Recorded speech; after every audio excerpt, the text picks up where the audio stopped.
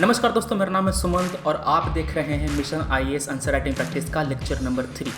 ये प्रैक्टिस हम लोग उन लोगों के लिए है जो लोग आंसर राइटिंग को शुरू कर रहे हैं और अपना स्तर बाय स्तर उसको सुधार रहे हैं।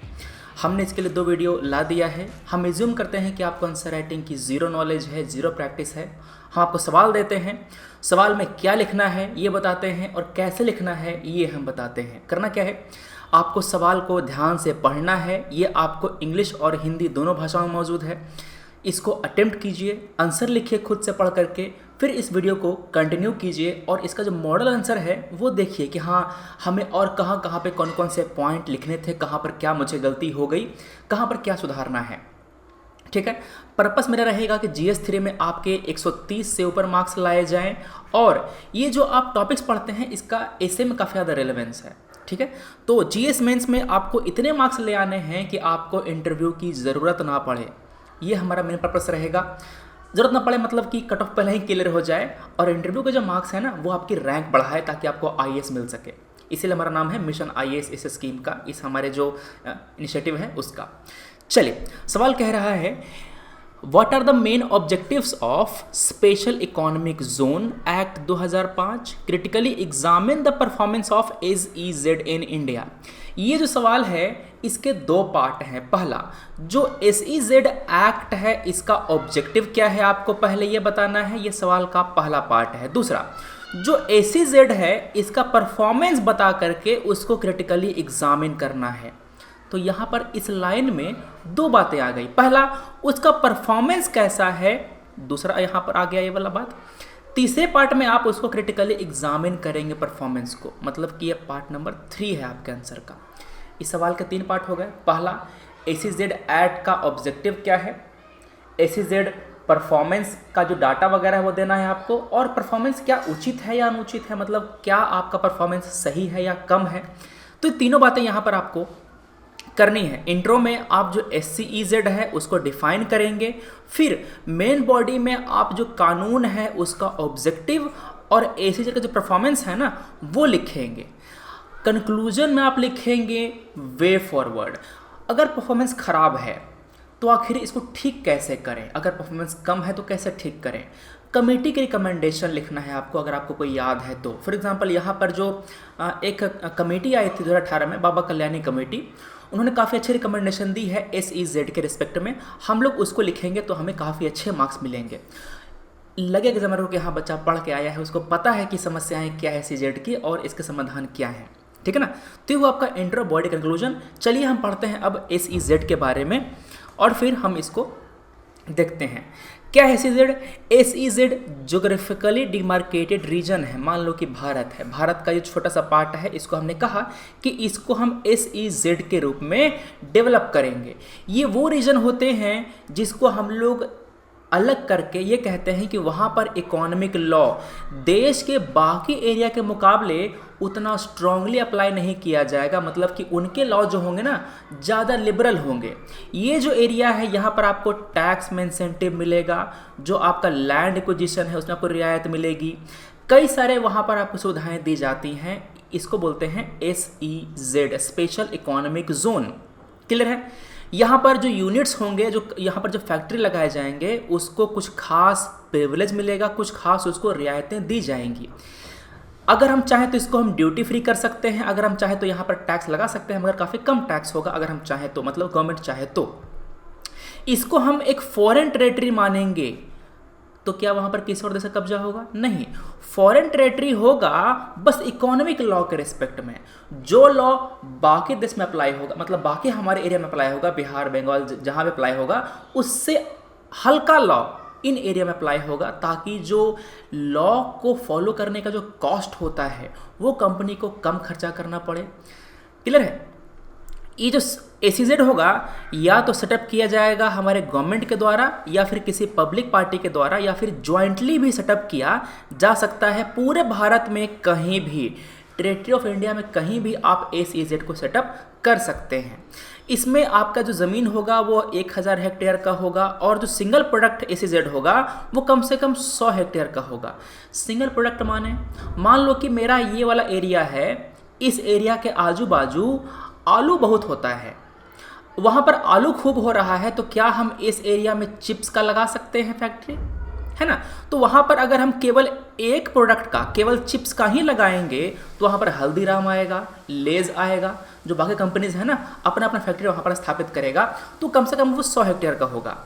अब ये जो SEZ है, स्पेशल इकोनॉमिक जोन है, इसको प्रशासित करने के लिए, इसको रेगुलेट करने के लिए 3 चीज़ें बनाई गई हैं। पहला, SEZ पॉलिसी, पॉलिसी को इम्प्लीमेंट करने के लिए जो कानून है वो बनाया गया है, और इस कानून को इम्प्लीमेंट करने के लिए रूल्स बनाए गए हैं, SEZ रूल्स 2006। ठीक है। सवाल में क्या पूछा उसने, सवाल में उसने पूछा है SEZ 2005 का मेजर ऑब्जेक्टिव, ये पूछा है ना। तो इंट्रो में आपका आ जाएगा सिंपल सा SEZ के डिफिनीशन, आखिर होता क्या है। अच्छा, इतना लंबा नहीं लिखना है, हमने आपको 5 पॉइंट बताया है, तो कम से कम 2 पॉइंट तो याद रखो कि एग्जाम हॉल पहुंचते पहुंचते 2 पॉइंट लिख करके आना काफ़ी है, 2 पॉइंट। ठीक है, चलो अब आपका जो SEZ पॉलिसी है उसका पर्पस क्या है, उसका एम क्या है। पहला एम ये है कि जो भारतीय और विदेशी निवेशक भारत में डिफ़िकल्टी फेस करते हैं, उस डिफ़िकल्टी को कम करना है। मान लो कि आपको ढंग से जो इंफ्रास्ट्रक्चर है वो नहीं मिल रहा, आप कहते हैं कि यार तुम्हारे यहाँ बिजली नहीं है, हम कैसे लगाएं कारखाना। तो हम इस SEZ में आपको हर तरह की इंफ्रास्ट्रक्चर देंगे, आपको हम अच्छे रोड देंगे, अच्छी बिजली देंगे, पानी की व्यवस्था देंगे, सब कुछ वहाँ पर सुविधा आपको दी जाएगी जो आपको ज़रूरत है। अब ये जो सुविधा है भारत में, पूरे भारत में देना मुश्किल है, तो इसीलिए कुछ खास एरिया हमने बनाया है, वहाँ पर हम ये सुविधा उनको देंगे। हम लोग जो विदेशी इन्वेस्टमेंट है उसको अट्रैक्ट करेंगे, और उनका जो क्लियरेंस है उसको और आसान बनाएंगे, जो होता है ना 1 window clearance, single window clearance. जो भी समस्याएं हैं आपको एक ही पोर्टल पर जाना है, आपका सबका निवारण कर दिया जाएगा।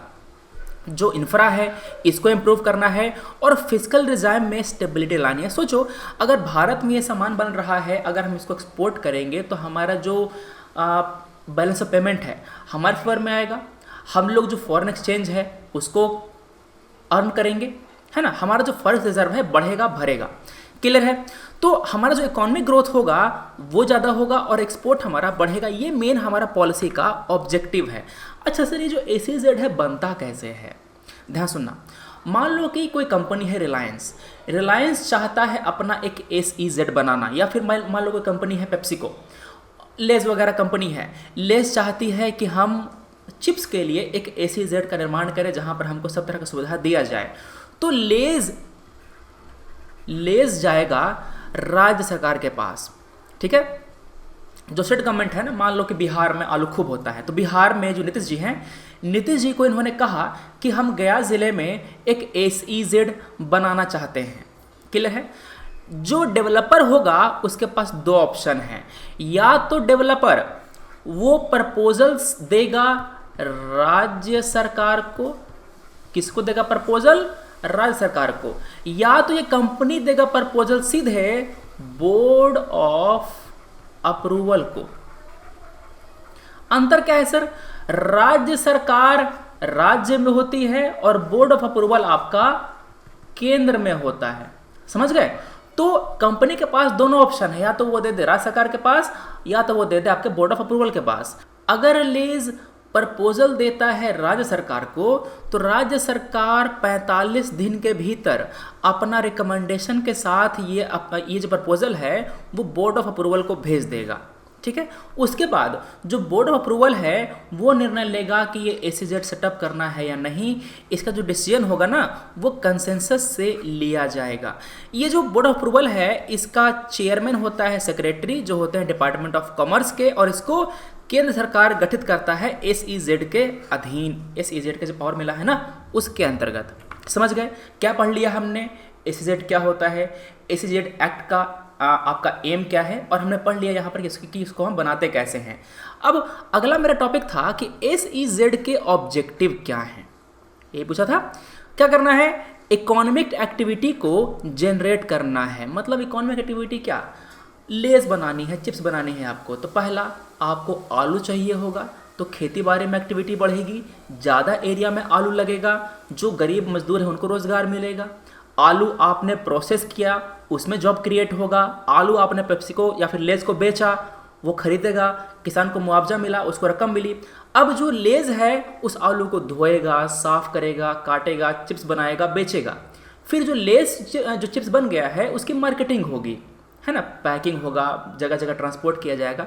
तो जो आपका इकोनॉमिक एक्टिविटी है उसको जनरेट करना ताकि रोजगार बढ़े और पैसे मिले, जो आपका जो जनता है उसका जो इनकम है वो बढ़े।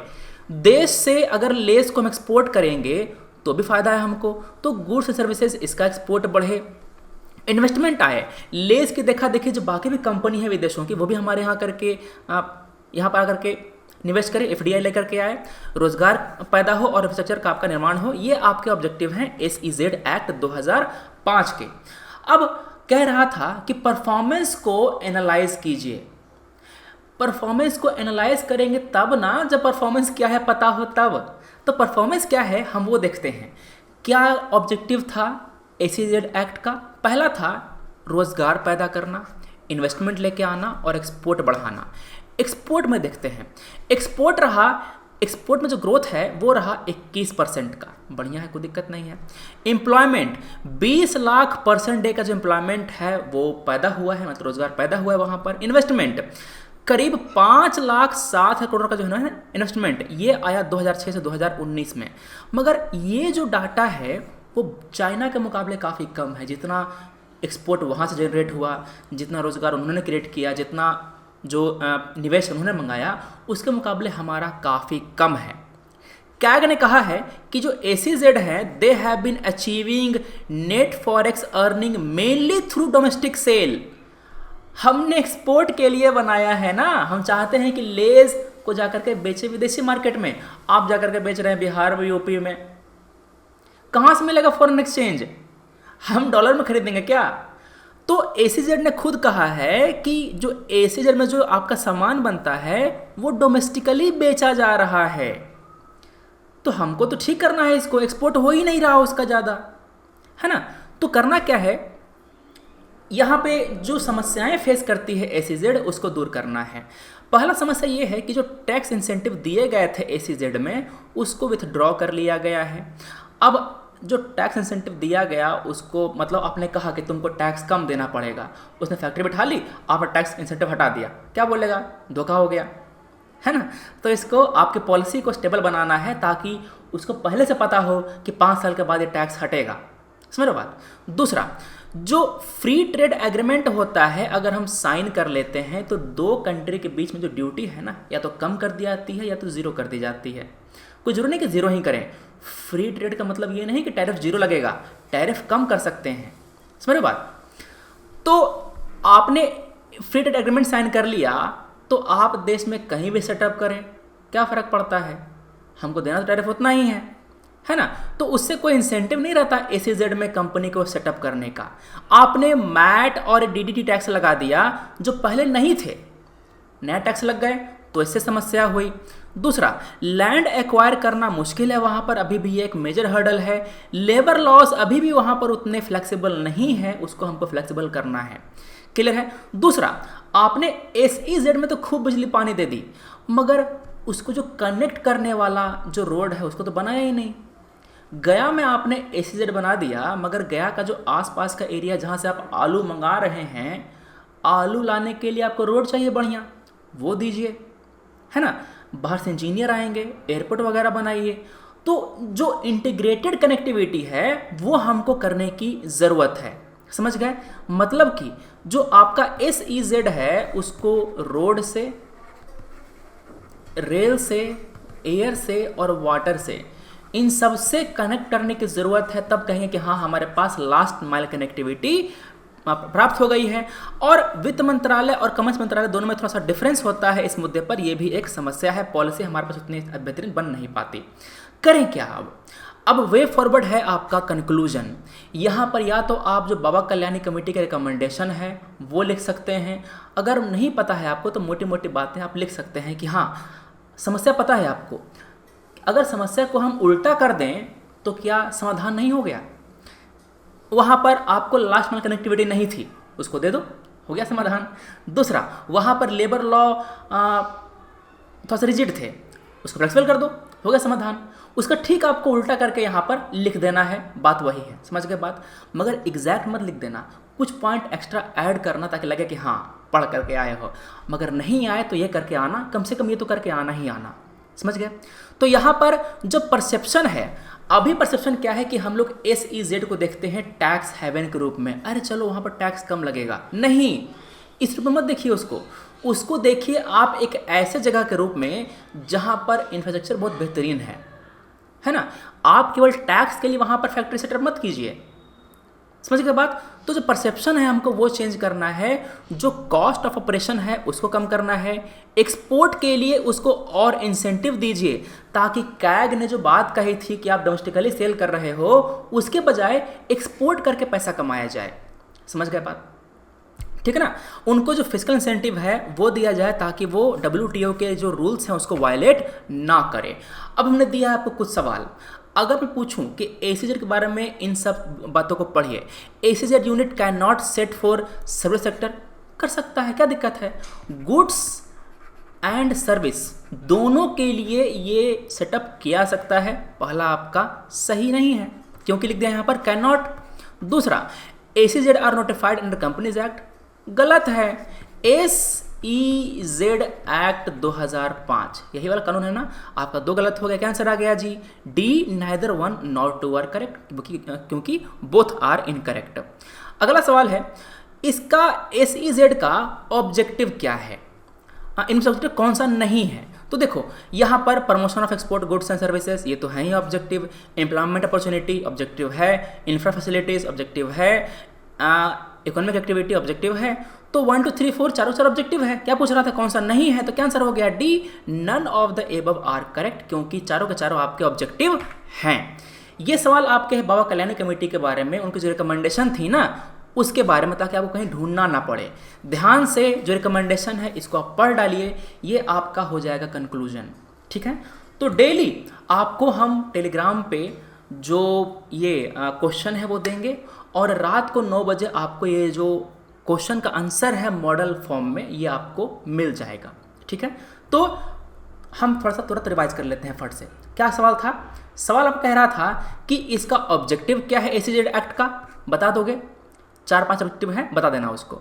दूसरा परफॉर्मेंस कैसा है बता देना, एक्सपोर्ट में परफॉर्मेंस, एम्प्लॉयमेंट परफॉर्मेंस, और आपका जो है ना ये क्या हो गया, एक्सपोर्ट, एम्प्लॉयमेंट और एक और था ना, क्या था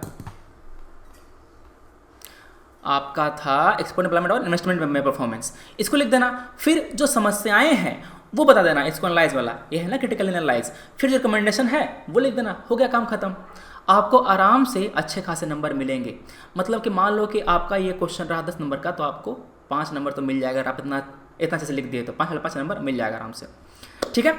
चलिए, तो ये थी बातें हमारी आज की। वीडियो अच्छा लगा तो करना क्या पता है आपको। मिलते हैं हम लोग अपने अगले वीडियो में। Thanks for watching, take care, Jai Hind.